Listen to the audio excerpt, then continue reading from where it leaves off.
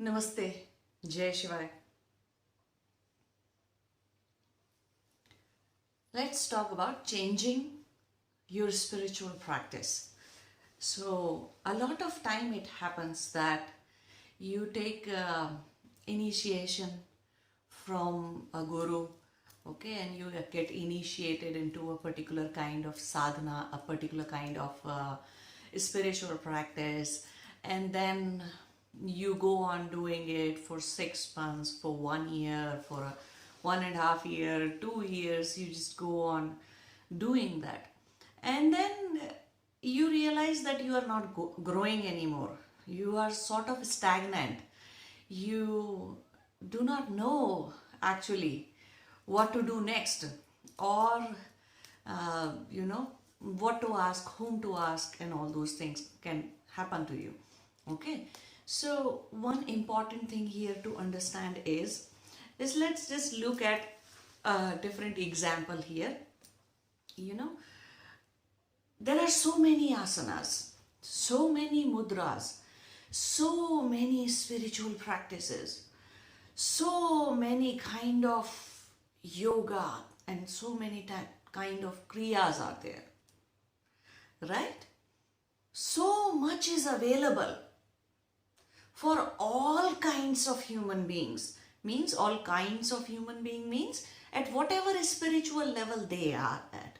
So a whole lot of techniques are available, and for whichever technique you were ready at any particular stage, at any particular time in your spiritual journey, that is what you have received from your guru. Okay, now the idea, the real purpose of any guru giving you any kriya sadhana is to slowly start awakening you, to slowly start making you more and more conscious. All the purpose, all the sadhanas that are, all the spiritual practices that are given to you, they have one purpose, that you should become more and more and more and more conscious, right?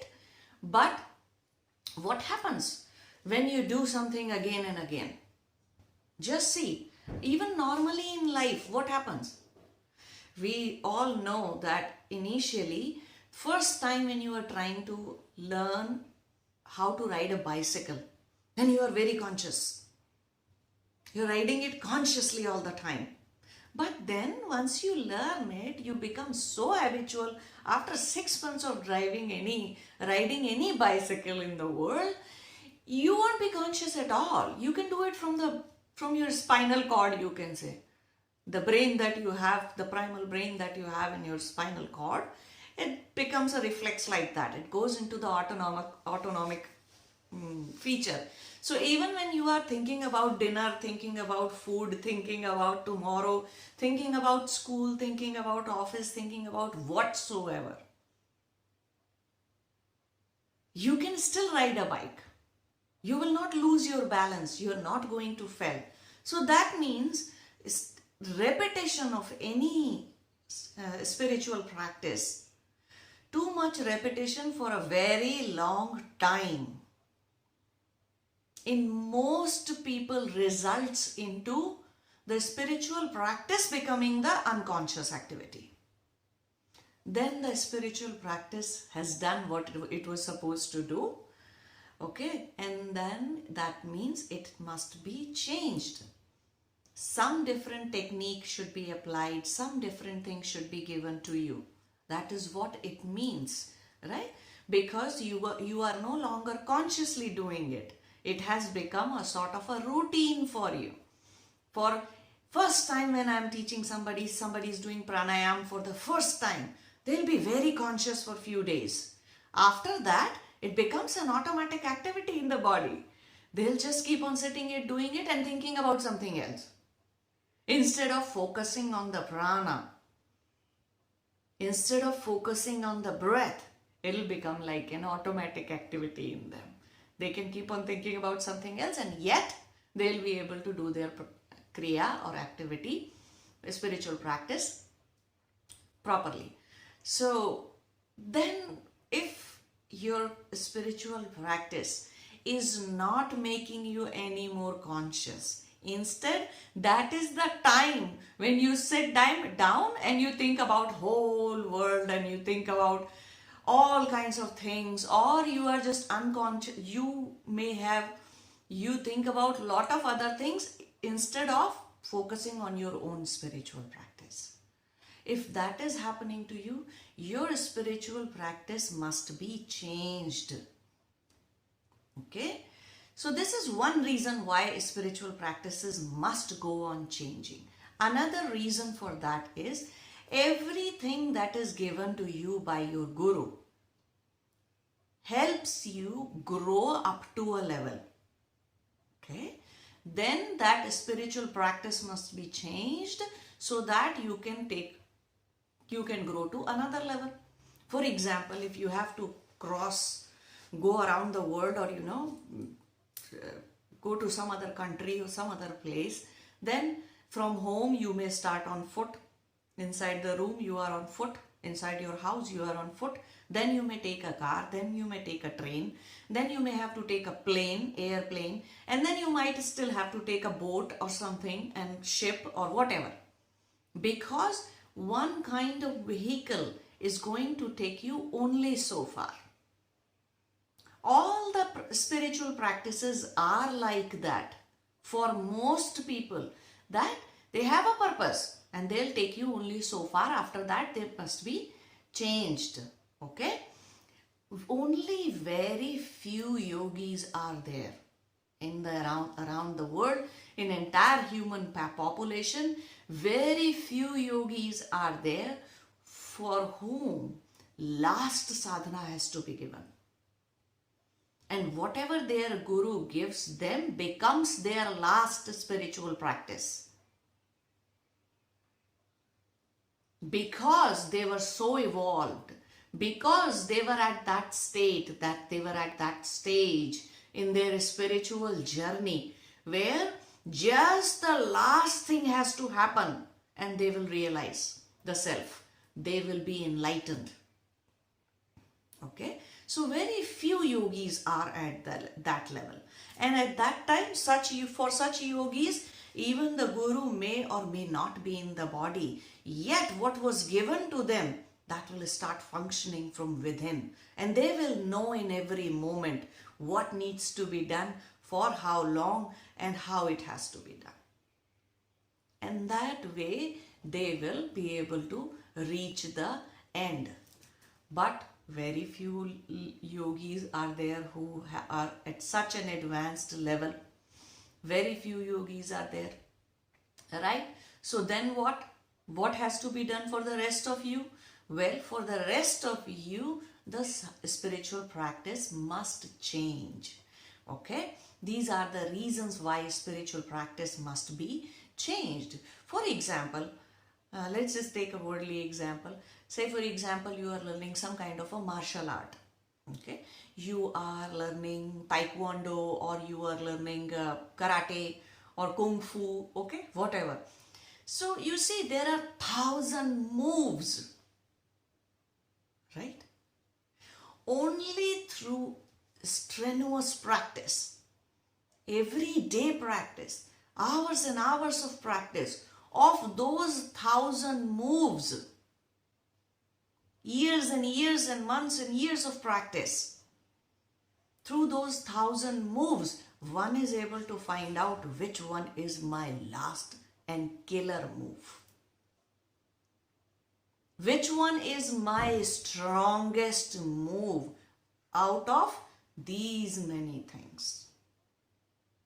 Right? Exactly in the same way.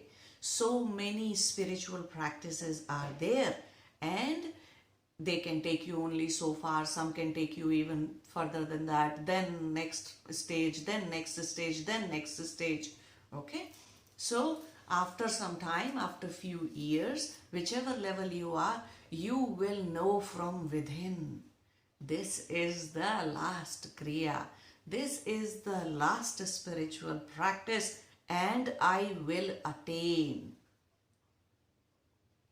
How easy it is for a lot of people to know when they are hungry, isn't it? How easy it is for people to know when they are thirsty. How easy it is for a lot of people, not all, but lot of people to know that some kind of energy disturbance has happened into their existence. Somebody has drained their energy, or somebody has given them negative energy, bad energy, or something like that has happened, right? How easy it is for a lot of people to know that. So think about when something so big is about to happen, an enlightenment is about to happen, nirvikalpa samadhi is about to happen, or even lower level savikalpa samadhis are about to happen.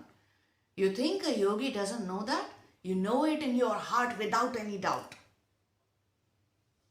You are so damn sure about it that yes, I am about to attain. 2-3 years before your enlightenment, you will know I am about to attain. It is that clear of a thing in you. Just like how somebody feels hungry and your existence is signaling to you, is trying to tell you that you are hungry or you are thirsty or that somebody has drained your energy or that you have pain somewhere, right? There is a symptom. Your existence is telling you that. Exactly in the same way, entire cosmic existence and your own existence is telling you that when you are about to attain, and which kriya is the last kriya, which spiritual practice is your last spiritual practice. You know that. In your heart, you know that. Okay? So until that happens, a lot of you have to go on changing your spiritual practices. Now it comes to who can change, who can give you another practice, right? So the first attempt should be to go back to the same guru.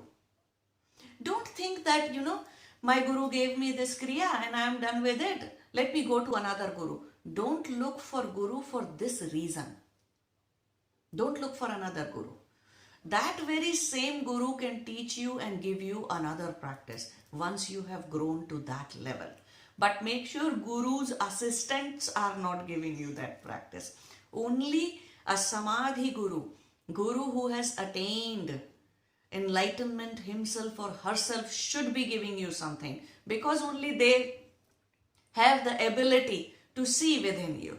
Okay? So they know what next stage you would grow to and you have to grow, and what could help and what could not help. And there are tons of factors looking into your karma, looking into your vasanas, looking into your chittavrittis, and looking into your mental emotional behavioral patterns.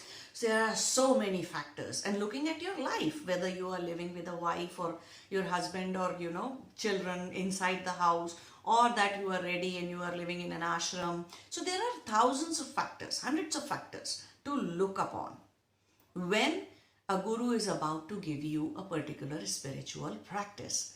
So the idea should be that you should go back to them. Okay?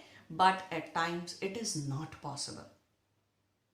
Some of the gurus are really busy, are not directly accessible. Then you must go to the guru who is accessible for now. See, every guru's journey goes like that. Every enlightened person's journey is almost like that, especially those who have a karma to become a guru. Their journey goes like that for initial few years, they have a lot of time, and they can really give one-on-one attention. So that is the time when they are teaching really serious seekers. They are dealing with all the advanced seekers or people at that time. But then there comes a time when their body starts growing old, fragile, and they need to reach out to the masses, to the public, to people who need just little bit of help here and there. Some people even need just to rekindle the faith in them, in gurus. People need just to rekindle something in them so that a spark can be there, just so that they can start on their spiritual journey in this lifetime. So that is also an important thing that has to happen, right? Someday, somewhere, everybody has to start. So initially, some gurus are enlightened gurus because they have a different profession, different life going forward. So they are just coming out of it and now changing their life. So for a few years, they do have time to give to advanced seekers or, lot of people, advanced people and yogis, and they do give time to them. But then there comes a time when they are so busy with masses. It's like now you have to choose, right? Enlightening few people, or kindle the spark, start the spark in the humanity, in the entire humanity. And they don't make that choice, right? It's a divine will. If it has to happen that way, it has to happen that way. So don't bother such gurus. Don't worry, or don't be sad, or don't feel bad about if your guru is not available and they are busy with the masses. So don't feel bad about it.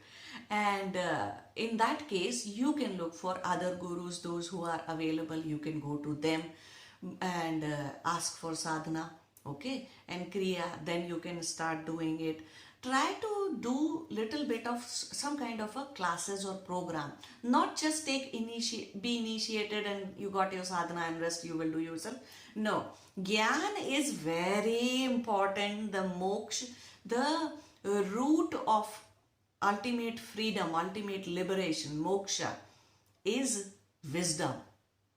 It's the root, right? Root is not any sadhana, root is not any spiritual practice. The direct cause is not any kind of tantra, mantra, yantra, japas, this and that. And no, the root is not your karma. Root is not your spiritual practice. The root of ultimate freedom, direct cause of moksha, is only wisdom.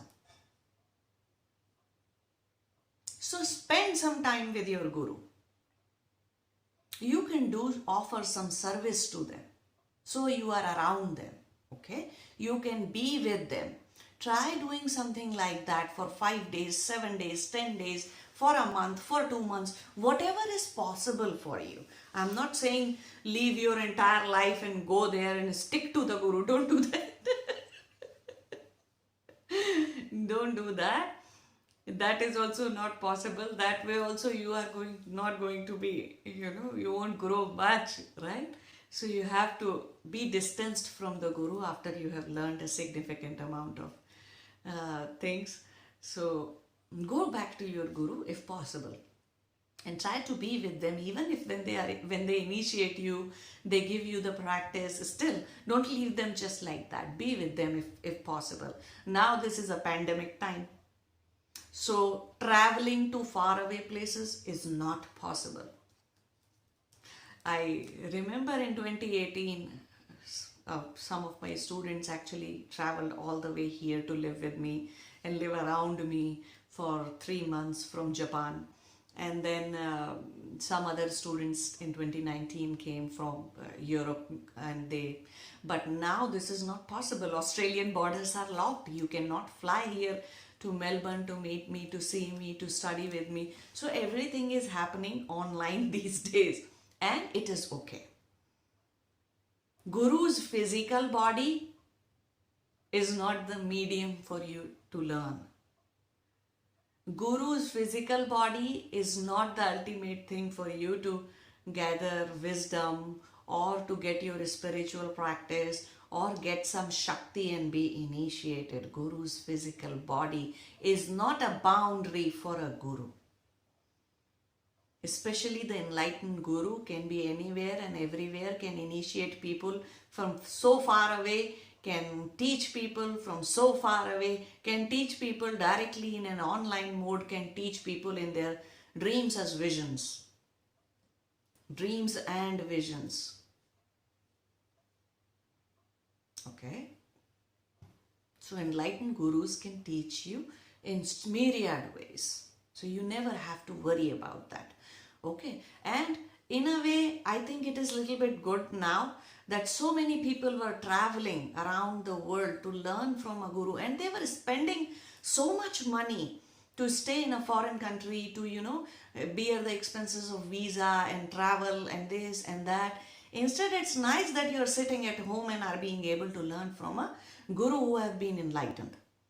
So go ahead, look for a gurus, those who are enlightened. If they are near you, if you know them, go there or talk to them, talk about your problems, and don't. There are charges and there are fees for all these things. Okay, everybody is trying to survive in these tough times. So, but if you can or cannot pay, then at least talk to your gurus that I can pay this much, I cannot pay that much, or you donate something else to them, or donate, volunteer for the services that you can offer. Most of you are professionally skilled in one thing or the other, so it's not always about the money. Okay, you can offer and volunteer your services, whichever service you can offer, so that way you can give something in return to the guru, and to keep your karma straight and not to create any pay through your good karmic balance, right, that you are left with. So you can do all these things. So the idea is to change your spiritual practice. First attempt should be to go back to the previous guru that you have. But if they are not in their body, at times I have met people whose guru passed away, I mean they left their body and they were not there anymore to guide them. And some people I met who are not able to reach their gurus because their gurus are busy with the masses. So and at times they are not there to individually address their request. So there are assistants, and those that you do not want to deal with assistants of the guru. So then in that case you can reach out or figure out some other guru.